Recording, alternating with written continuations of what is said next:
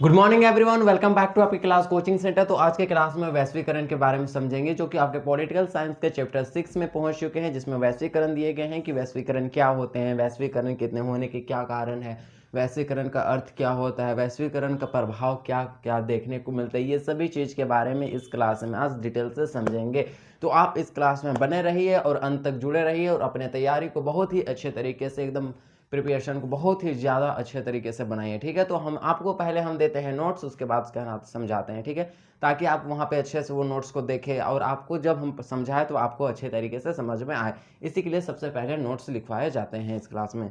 तो चलिए सबसे पहले हम देखते हैं कि वैश्वीकरण क्या होता है। तो वैश्वीकरण के बारे में यहाँ दिया गया है, ये आपके वैश्वीकरण है। वैश्वीकरण के कारण देखिए, वैश्वीकरण में प्रौद्योगिकी का योगदान क्या है।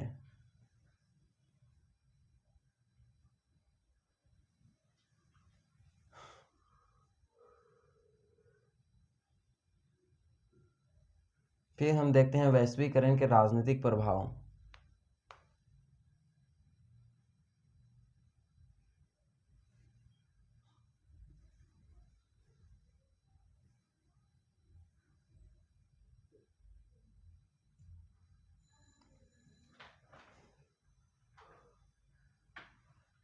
फिर वैश्वीकरण के आर्थिक परिणाम।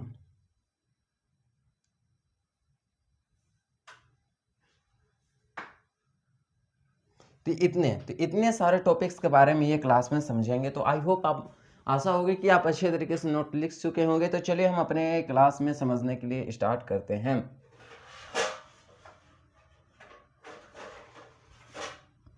तो चलिए सबसे पहले हम समझते हैं कि वैश्वीकरण। तो वैश्वीकरण का अर्थ होता है प्रवाह। प्रवाह सबसे पहले हम देखते हैं कि वैश्वीकरण, वैश्वीकरण,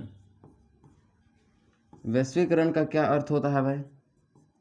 तो वैश्वीकरण का अर्थ होता है प्रवाह। आपको जानना अति आवश्यक है, प्रवाह। अब प्रवाह जो होता है किसी भी चीज का हो सकता है। जैसे कि प्रवाह मतलब एक स्थान से दूसरे स्थान पर चले जाना। जैसे कि पैसा का, मेरे फोन से आपके फोन में चला गया, प्रवाह है। आप वहां से यहाँ आ गए, आपका प्रवाह है। या तो आदमी का भी प्रवाह हो सकता है, पैसे का भी प्रवाह हो सकता है, या तो फिर वस्तु सेवाएं, इन किसी भी चीज का प्रवाह हो सकता है। कपड़ा का प्रवाह यहाँ से वहाँ, खाना का प्रवाह, अब जोमेटो से मंगाते हैं आपके यहाँ जाते, क्या है, प्रवाह है। गाड़ी का प्रवाह, यहाँ से दूसरे देश चले जाते, दूसरे देश से यहाँ मंगाते, गाड़ी का प्रवाह है। मनी का प्रवाह, पैसा का प्रवाह, गाड़ी का प्रवाह, वस्तु का प्रवाह। फिर आप क्या कह सकते हैं कि एक तरह से तरलता का भी प्रवाह होता है, हो सकता है कि नहीं। तो हर एक चीज का आज देखिएगा, वैश्वीकरण से पूरा दुनिया घिरा हुआ है। हर एक चीज एक स्थान से दूसरे स्थान पर जब कोई चीज चल गया तो वही हो जाता है प्रवाह। जैसे कि आपने वहां पे बैठे हुए कॉपी पेन में लिख रहे हैं, तो आप पेन को एक स्थान से दूसरे स्थान पर फेंक दिए तो वह क्या है, प्रवाह है। हम आपके जगह पहुंच गए तो मेरा प्रवाह है, आप मेरे जगह पहुंच गए तो ये क्या है, आदमियों का प्रवाह है। अंतरराज्यीय प्रवाह, बाह्य राज्य प्रवाह, आंतरिक प्रवाह, बाहरी प्रवाह, ये बहुत सारे प्रवाह देखने को मिलते हैं। वस्तु संस्कृति का भी प्रवाह होता है कि हमारे कल्चर, आपके कल्चर, वहाँ के कल्चर, यहाँ के कल्चर हम एडजस्ट करते हैं। वेस्टर्न कल्चर को हम अपनाते हैं, वेस्टर्न या पश्चिमी कल्चर, यूरोप के कल्चर को हम अपना रहे हैं और हमारे कल्चर को कोई नहीं अपना रहे हैं। समझ में। तो ये क्या हो रहे हैं, एक तरह से संस्कृति या तो कल्चर का भी प्रवाह होता है। तो प्रवाह का मतलब होता है सभी चीज का प्रवाह। जो भी चीज प्रवाह हो रहे हैं, जो भी चीज एक स्थान से दूसरे स्थान पर चल गया वो प्रवाह हो गया। जब जैसे कि वैश्वीकरण का अर्थ ही होता है प्रवाह।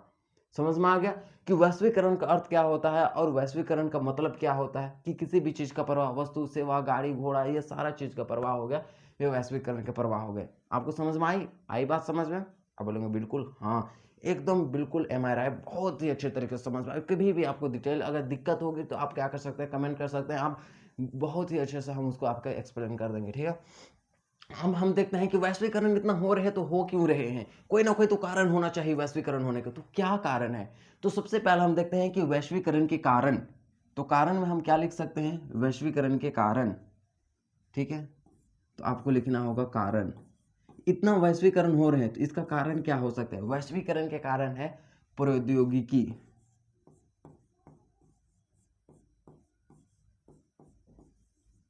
प्रौद्योगिकी कारण यानी कि टेक्नोलॉजी।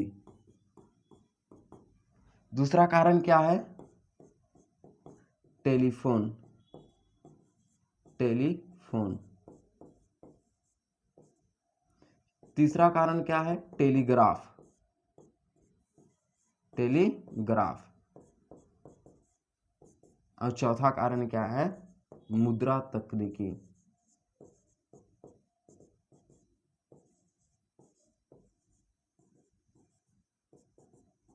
ये सारे क्या है? वैश्वीकरण के कारण है। प्रौद्योगिकी, टेलीफोन, टेलीग्राफ, मुद्रा तकनीकी। मुद्रा तकनीकी यानी कि मुद्रा का छपना, यानी कि किताबों का छपना। यहाँ पे मुद्रा मतलब पैसा नहीं, किताब।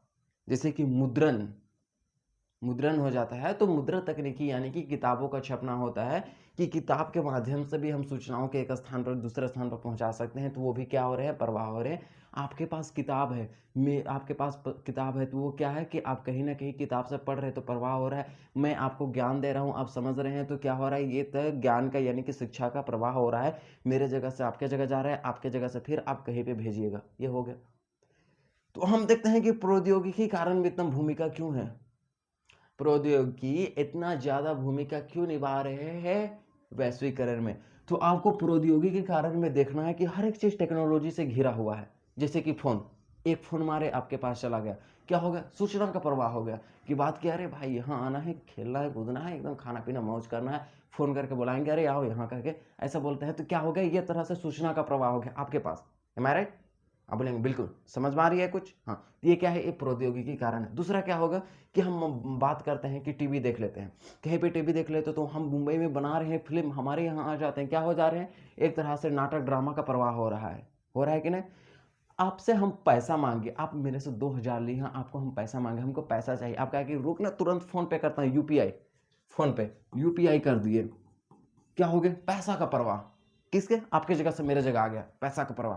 तो ये देख रहे कि हर एक जगह टेक्नोलॉजी से घिरा हुआ है, कहीं ना कहीं हर एक चीज का प्रवाह हो रहा है। और एग्जांपल में और दे, जैसे कि आपको खाना भूख लगी है, खाना नहीं बनाने मन है, बहुत सारे ऐसे लोग हैं जो कि कहीं कहीं जा करके पढ़ते हैं, रेंट बनाते हैं, खाना नहीं, जोमेटो ऑर्डर कर लिया, तुरंत घर में पहुंच गया, क्या? खाना का प्रवाह हो रहा है कि नहीं?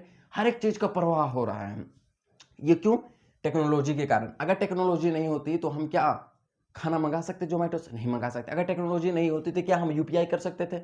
नहीं कर सकते। यदि टेक्नोलॉजी नहीं होती तो क्या हम आपको फोन करके कोई भी सूचना बता सकते? नहीं बता सकते थे। टेक्नोलॉजी के कारण। अगर टेक्नोलॉजी नहीं होती तो क्या हम किताबों के माध्यम से अपने विचार और सूचना या उपदेशों को दूसरा स्थान पर पहुंचा पाते? नहीं पहुंचा पाते। जब मुद्रण संस्कृति हमारे देश में आई, किताब छपने लगे, तब तो हमारे विचार, उपदेश और सूचनाओं को दूसरे जगह पहुंचाने लगा। ये क्या है? टेक्नोलॉजी के कारण है। यदि प्रौद्योगिकी नहीं आती तो यह होते। तो यही कारण है प्रौद्योगिकी के कारण, कि प्रौद्योगिकी के कारण वैश्वीकरण को बढ़ावा मिल रहा है। वैश्वीकरण समझ में आ गया? समझ? वैश्वीकरण का अर्थ होता है पूरे विश्व में तरह तरह विचारों का फैलना, तरह तरह कंपनियों को चले जाना, तरह तरह चीजों को स्थापित करना। ये सारे कुछ हमारे, हम एक तरह से पूरे विश्व में वैश्वीकरण से घिरे हुए हैं। समझ में आ गया? यह मेरा पूरा वर्ल्ड है, पूरा वर्ल्ड एक तरह से वैश्वीकरण से घिरा हुआ है। आपको आई बात समझ में? यही होता है। टेलीफोन, आपको पता है कि एक फोन, एक गाना सुने, रिंग रिंग करे फोन वाला, तो बोला। एक है टेलीग्राफ, इसके बाद अमुद्रण संस्कृति या तकनीकी, किताबों का छपाई, इससे उपदेश, सूचना, विचार, जितने भी आपके मंतव्य, जो भी आपको पहुंचाना है, कभी सब क्या कहते हैं? अपने विचार, अपने बुद्धि, अपने ज्ञान को क्या है? किताबों के माध्यम से एक स्थान से दूसरे स्थान पहुंचाते हैं। ये क्या है? आपका मुद्रण संस्कृति है। समझ में आ गया? ये प्रौद्योगिकी क्षेत्र में। अब हम देखते हैं राजनीतिक क्षेत्र में वैश्वीकरण के प्रभाव के। हम देखते हैं राजनीतिक क्षेत्र, राजनीतिक क्षेत्र। तो राजनीतिक क्षेत्र में हम वैश्वीकरण के राजनीतिक प्रभाव में क्या रखते हैं? जैसे कि आपके पास हो जाएंगे कि हमारे पास स्वास्थ्य सुविधा का अभाव है, मेरे पास स्वास्थ्य सुविधा, स्वास्थ्य सुविधा का अभाव, स्वास्थ्य सुविधा का अभाव, शिक्षा का अभाव, शिक्षा का अभाव, ठीक है, शिक्षा का अभाव, गरीबी,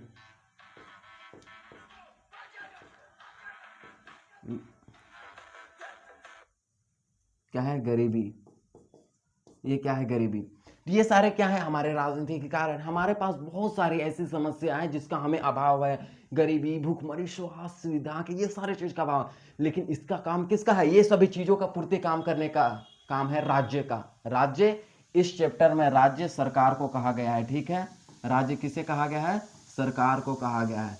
तो इस चैप्टर में राज्य आप समझिएगा सरकार, सरकार को इस चैप्टर में राज्य का है। ये सभी चीजों को पूरा करने का किसका काम है? सरकार का काम है। क्या हम पूरा करेंगे? नहीं, सरकार करेगी। और किसके माध्यम से? वैश्वीकरण के माध्यम से करना है कि राजनीतिक क्षेत्र में उन्होंने वैश्वीकरण भूमिका है, यानी कि ये सारे चीजों का पूरा करने का काम राज्य सरकार के होते हैं, ठीक है। आपको इतना समझ आए?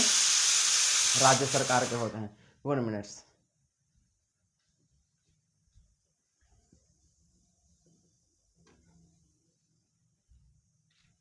चलिए, तो थोड़े से कुछ काम थे इसी के लिए। तो ये सारे चीजों का पूरा करने का काम किसका होगा? राज्य सरकार का। लेकिन राज्य सरकार अपनी भूमिका अच्छे से नहीं निभा रही है कि हमारे राज्य का कल्याण करने की जगह में अकल्याण कर रहे हैं। बहुत सारे हमें सुविधाएं ऐसे उपलब्ध नहीं करा पा रहे। बहुत सारे देश कुछ देते हैं लेकिन बहुत चीज नहीं देते हैं, क्योंकि उनका भी कुछ ना कुछ मजबूरी होते हैं, उनका भी बात को समझना होता है, ये सारा। लेकिन हुआ क्या, जब वैश्वीकरण हमारे देश में आए तो राज्य में बदलाव आए, यानी कि सरकार में बहुत सारे बदलाव आए। बहुराष्ट्रीय कंपनियां विदेशों से भारत आई, बहुत सारी कंपनियां विदेशों से भारत आई, बहुराष्ट्रीय कंपनियां विदेशों से भारत आई, अपनी कंपनियां स्थापित की। जब उन्होंने अपनी कंपनियां स्थापित हुई तो अब राज्य यानी कि सरकार के पास अपनी निर्णय शक्ति लेने की क्षमता में गिरावट आई, ठीक है। कि सरकार पूंजीवादी को बढ़ावा दिया, निजीवादी को बढ़ावा दिए, तो ये सभी निजीवादी को एक व्यक्ति को ज्यादा बढ़ावा मिला। लेकिन क्या हर एक व्यक्ति को ये सारे कुछ मिले? कोई भी काम है कि आज सरकार को सूचना है, कहीं की भी सूचना है, जनता की सूचना, मान के चलिए मेरा समस्या है, फिर आपका समस्या है, वो सभी चीजों का सूचना किसके माध्यम से मिल रहा है? टेक्नोलॉजी के कारण से मिल रहा है। हमें किससे मिल रहा है? वैश्वीकरण के कारण से मिल रहा है। तो हम क्या है, राजनीतिक प्रभाव में सबको नहीं रख सकते। तो आपको याद रखना है कि राजनीतिक प्रभाव में जो हमारी समस्या का हल निकाल सके उन्हें ही हम क्या कहते हैं? राजनीतिक प्रभाव के अंतर्गत रखते हैं। जैसे कि हमारी चीज़ों की कमियां हैं, स्वास्थ्य की कमी है, शिक्षा की कमी है, हमारे पास एजुकेशन की कमी है, साथ साथ हमारे पास क्या की कमी है? बहुत अच्छे गरीबी है, भूखमरी है, अच्छे कपड़े, आवास आवास आवास की कमी, ये खाने पीने का कमी है। तो ये सारे चीज जो कि राजनीतिक क्षेत्र में आते हैं और इसी को पूरा करने का काम राज्य या सरकार की होती है। समझ में आ गया इतना? अब आपको जानना है कि वैश्वीकरण क्या होते हैं, उनके कारण क्या होते हैं, राजनीतिक क्षेत्र में क्या होते हैं। हम देखते हैं कि आर्थिक कारण, वैश्वीकरण के आर्थिक कारण, आर्थिक कारण, वैश्वीकरण के आर्थिक कारण कैसे? तो आर्थिक कारण के अंतर्गत हम क्या रखते हैं? बहुत सारे आर्थिक कारण है। व्यापार को रखा जाता है। पहले क्या होते थे? पहले व्यापार पर प्रतिबंध थे, लेकिन 1991 ईस्वी में ही तो वैश्वीकरण लाया गया। 1991 ईस्वी में एलपीजी, लिबरलाइजेशन, प्राइवेटाइजेशन, और एक है ग्लोबलाइजेशन। ग्लोबलाइजेशन मतलब वैश्वीकरण, लिबरलाइजेशन, प्राइवेटाइजेशन, ग्लोबलाइजेशन। ग्लोबलाइजेशन यानी कि वैश्वीकरण कब आए हमारे देश में? 1991। लेकिन 1991 से पहले कोई भी बाहरी कंपनी भारत नहीं आ सकती थी। कब? 1991 से पहले, जिससे कि व्यापार में उतना वृद्धि नहीं होती थी। लेकिन 1991 ईस्वी में जब डॉक्टर मनमोहन सिंह ने वैश्वीकरण की एक मार्ग बताया कि हमें दूसरे देशों से कंपनियों को भारत आने देना है, जिससे कि हमारे देश में टैक्स में बढ़ोतरी होंगे, रेंट मिलेगा तो बहुत सारे हमें फायदा होंगे। ये डॉक्टर मनमोहन मंत्री, उस समय के तत्कालिक वित्त मंत्री थे, उन्होंने यह बताया। तब हमारे देश में वैश्वीकरण को जगा दिए गए। तब बहुत सारे कंपनियां 1991 ईस्वी का बहुत सारे कंपनियां उठ पाट के विदेशों से भारत में आई, बहुत सारी कंपनियां, और वैश्वीकरण होने लगे और पूरे देश में, पूरे वर्ल्ड में हम व्यापार का वृद्धि होने लगा। एक स्थान से दूसरे जगह पे व्यापार होने, बहुत सारे निवेशकर्ता विदेशों से, निवेशकर्ता इन्वेस्टर जो पैसा लगाते हैं उन्हें निवेशकर्ता, बहुत सारे निवेशकर्ता विदेश से आए भारत, विदेश से भारत आने लगे और भारत में अपना पैसा जमा करने लगे, अपने लगाने लगे, कंपनी खोलने लगे। क्यों? वे विकसित देश में भी तो खोल सकते नहीं, लेकिन निवेशकर्ता इन्वेस्टर को वो उन्हें विकासशील देश चाहिए, विकसित देश नहीं। यूएसए, इंग्लैंड, रूस, ये विकसित देश के अंतर्गत आते हैं, वहां पे ये नहीं लगाएंगे। उन्हें विकासशील देश चाहिए इन्वेस्टर को। क्यों? क्योंकि उन्हें ज्यादा से ज्यादा लाभ होते हैं विकासशील देशों में अपनी कंपनी लगाने से। तो बहुत सारे निवेशकर्ता बेझिझक, बिना डरे हमारे देश में आए, पैसा लगाए, एकदम पूरी तरह से कमा रहे हैं। हमारे देश में भी आर्थिक क्या हो रहे हैं? वृद्धि हो रहे हैं। हमारे देश के भी आर्थिक वृद्धि हो रहे। यही तो हमारा वैश्वीकरण है, यही हमारे आर्थिक कारण है। ठीक है। तो उस समय के हमारे बहुराष्ट्रीय अगर हमारे पास वैश्वीकरण 1991 में नहीं लाते तो क्या हमारे देश के व्यापार में वृद्धि होती? नहीं होती। तो इसी कारण से हमारे देश के व्यापार में वृद्धि हुई, यही है वैश्वीकरण के कारण ही तो हुआ। अगर वैश्वीकरण नहीं होता, हम दूसरे देश के कंपनी को हमारे देश में आने के लिए हमने मौका नहीं दिया होता, तो क्या आज इतने सारे कंपनियां हमारे देश में होते, इतने सारे लोग क्या व्यापार कर पाते? नहीं ना कर पाते। तो हमारे व्यापार में किसी प्रकार प्रतिबंध नहीं है, बहुत सारे लोग निवेश करता है, भारत में लगा है, जिससे कि पूंजीवादी यानी कि निजी व्यक्ति को बढ़ावा मिला। जो एक निजी व्यक्ति कंपनी किसी एक व्यक्ति के होते हैं, या तो फिर वह एक होता है एक व्यक्ति का होता है, या तो एलटीडी पीवीटी होते हैं, प्राइवेट होते हैं, यानी कि साझेदारी होते हैं, या तो सरकारी होते हैं। तो सरकारी तो नहीं, लेकिन निजी व्यक्ति लोग बहुत आए और भारत देश में बहुत सारे कंपनियां लगाएं, तो उन्हें बहुत ज़्यादा फायदा हुआ। तो यही हमारा वैश्वीकरण के आर्थिक कारण है कि वैश्वीकरण से आर्थिक कारण को भी, यानी कि हमारे देश में आर्थिक लाभ भी बहुत ज़्यादा हुए। तो क्या आपको इतना समझ में आ गया वैश्वीकरण का अर्थ क्या होता है, प्रवाह होता है, कारण क्या है, वैश्वीकरण के राजनीतिक कारण क्या हो गए, हमारे आर्थिक कारण क्या हो गए, इतने पूरे आपको अच्छे समझ में आ गए। आपको नोट्स भी दिखा दे। तो फिर वैश्वीकरण के ज़्यादा लंबा चैप्टर नहीं है, आपका जो चैप्टर 6 पॉलिटिकल साइंस में ये वैश्वीकरण दिया हुआ है, ये ज़्यादा लंबे नहीं है। इसी के लिए हम आपको थोड़े थोड़े करके दे रहे हैं, और आपको कम समय में आपको बहुत अच्छे तरीके से समझ में आ गए। 1 घंटा का आपका हम बना दिए, क्लास लेंगे, 1 घंटा करते करते पसीना छूट जाएगा आदमी, उससे 20-25 मिनट पढ़िए, अच्छा से पढ़िए, मन भी लगेगा पढ़ने के लिए, नोट्स भी बनाने के लिए। एम आई राइट? वैसे आप लोग बिल्कुल सही बोल रहे हैं। तो इसी के लिए हमें देखना है कि थोड़े थोड़े करना है। तो ये अगले क्लास में पूरा वैश्वीकरण चैप्टर 6 कंप्लीट खत्म हो जाए, ठीक है। नेक्स्ट क्लास में फिर मिलते हैं, धन्यवाद।